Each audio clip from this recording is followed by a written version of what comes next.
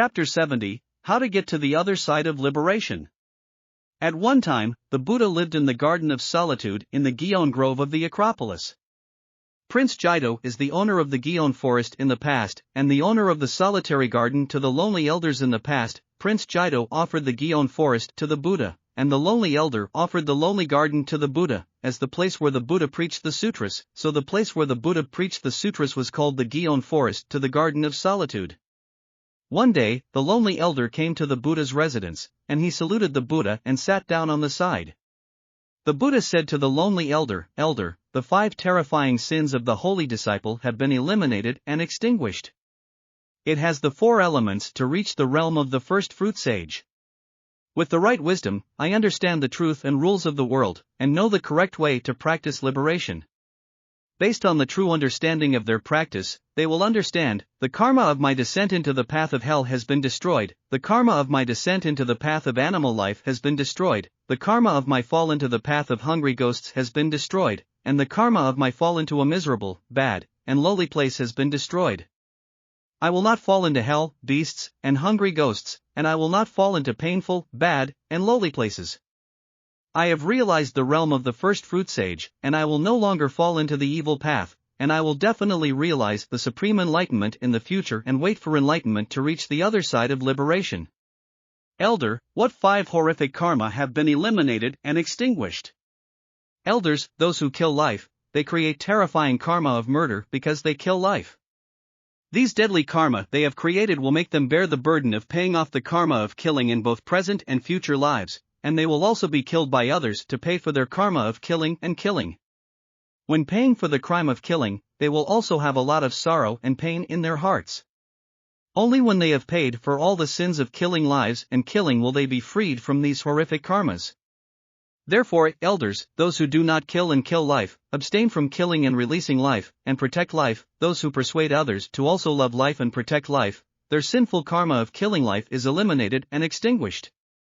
Elders, those who occupy other people's property without their permission, those who steal other people's property, they create a terrible crime of forcible occupation and theft because of the forcible occupation and theft of other people's property. These sin karma of expropriation and theft created will burden them with the burden of repaying the sin of expropriation and theft in both present and future lives.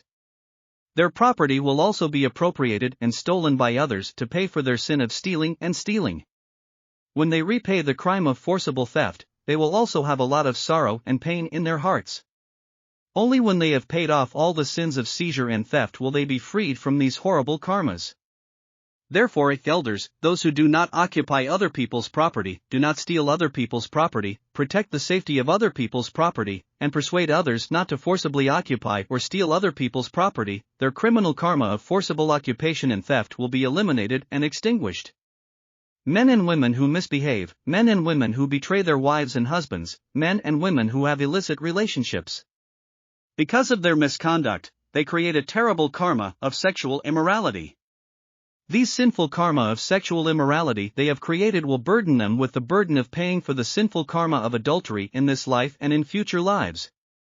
Their husbands, wives, and relatives will also be unfaithful to them, and they will have unfair relationships with others as a way to pay for their sinful deeds of adultery. When paying for the sinful karma of sexual immorality, they will also have a lot of sorrow and pain in their hearts. Only when they have paid all the sins of adultery can they be freed from these terrible karmas. So, elders, those who behave rightly, love their husbands, love their wives, and persuade others to correct their misconduct, their sinful karma of adultery is eliminated and extinguished. Those who deceive others by telling lies, they create a terrible karma of nonsense because they lie and deceive people. The sinful karma they have created for lying and deceiving will burden them with the burden of paying for the sinful karma of false speech in both present and future lives. They will also be deceived by others by telling lies as a way to pay for their sinful karma of deceiving people by telling lies. When paying for the sinful karma of false speech, they will also have a lot of sorrow and pain in their hearts. Only when they have paid off all the sins of lying and deceiving people will they be freed from these horrible karmas. So, elders, those who do not tell lies to deceive others and speak truthfully, those who persuade others not to tell lies and speak truthfully, their sinful karma of false words is eliminated and extinguished. Those who drink, those who eat intoxicating drugs, They drink alcohol, eat intoxicating drugs, and create a terrifying stupor. These squawk in karma they create will burden them with the burden of paying off the sin of drunkenness in this life and in future lives. They are drunk because they drink alcohol, eat intoxicating drugs, and their actions, words, and thoughts when they are drunk cause harm and loss to others. They will also be hurt and lost because of the serious consequences that cause harm and loss to others, and they will also be hurt and lost because of the actions, words, and thoughts of others when they are drunk, in order to pay for their sin of being drunk. When they pay for their sin of being drunk, they will also have a lot of sorrow and pain in their hearts. Only when they have paid for all the karma of stupra will they be freed from these terrible karmas. Therefore, elders, those who do not drink, do not eat drugs that are intoxicated, those who persuade others not to drink alcohol, do not eat intoxicating drugs, their sin karma of intoxication is eliminated and extinguished.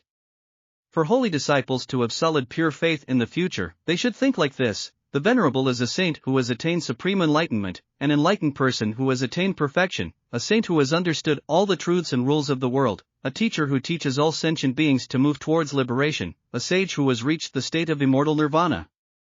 I should follow the teachings of the Venerable, and I should firmly believe that practicing according to the teachings of the Venerable will free me forever from the troubles and sufferings of the cycle of life and death, and I will definitely be able to realize the same liberation fruit as the Venerable.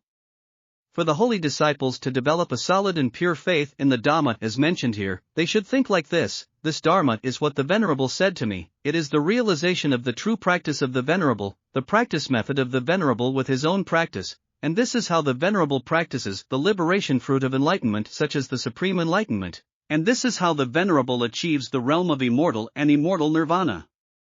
I firmly believe that my practice according to the Dharma of the Venerable will definitely eliminate all my troubles and sufferings, will enable me to realize the liberation fruit of supreme enlightenment, and will also enable me to reach the state of immortal nirvana.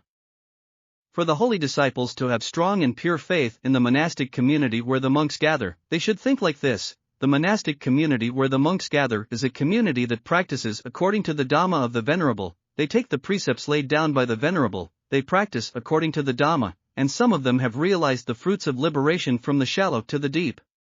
The monastic community where the monastic disciples gather should be respected by the world, should be qualified to receive offerings from the world, should be admired by the world, and are the great blessings of the world's people to plant merit and merit. I should do my best to provide for these monks and the monastic community, so as to plant countless and immeasurable merits for myself. For the holy disciples to develop strong and pure faith in the precepts laid down by Rulai, they should think like this: with the precepts laid down by the Venerable, I will no longer do evil deeds, I will not create bad karma again, my actions, words, and thoughts will not harm others, and I will not cause trouble and suffering to myself and others. My actions, words, and thoughts will also become pure and unblemished. Wise people in the world will praise my pure actions, words, thoughts, and praise my practice of not worrying about and clinging to everything in the world. They will praise me for taking the precepts and discipline my behavior, words, and thoughts so that my heart is not cranky, my heart is not scattered, and my heart can be kept pure. Elders, holy disciples are meant to have solid net faith in Rulai, in the Dhamma spoken by Rulai, in the monastic community where Rulai disciples gather, and in the precepts formulated by Rulai, so that they have the four elements to reach the realm of the first fruit saint. Elder, what is it to understand the truth and rules of the world with correct wisdom, and to know the correct method of liberation practice? That is to understand, when this exists, with this existence as the precondition, that will also form existence, when this generation appears, with the emergence of this as the precondition, that will also appear. When this does not exist, then that cannot form existence, when this does not arise, then that does not arise, that is, this is destroyed, and that is eliminated. This is the brief description of the dependent origin method, that is, action is produced with ignorance as the precondition, knowledge is produced with action as the precondition, name is produced with knowledge as the precondition, 6 places is produced with 6 places as the precondition, touch is produced with touch as the precondition, receive is produced with touch as the precondition, love is produced with acceptance as the precondition, and love is produced with love as the precondition, taking as the precondition produces being, and taking have as the precondition produces birth, so that having birth will produce sorrow, sadness, distress, worry, despair, aging, and death.